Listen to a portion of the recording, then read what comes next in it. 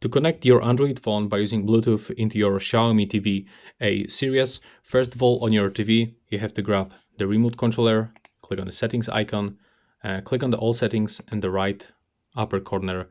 Now you have to just go below for remotes and accessories.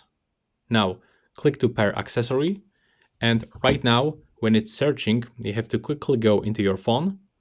You have to open the Bluetooth settings. So in my Android phone, I have to go for connected devices, click on the connection preferences, open the Bluetooth, turn it on, and click to pair new device. Now I have to just select my TV from available devices list. So in my case, it's show up as a smart TV. So I have to click on it.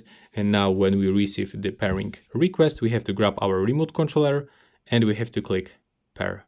Take a look. I just click pair, and after a few seconds, we will be successfully connected.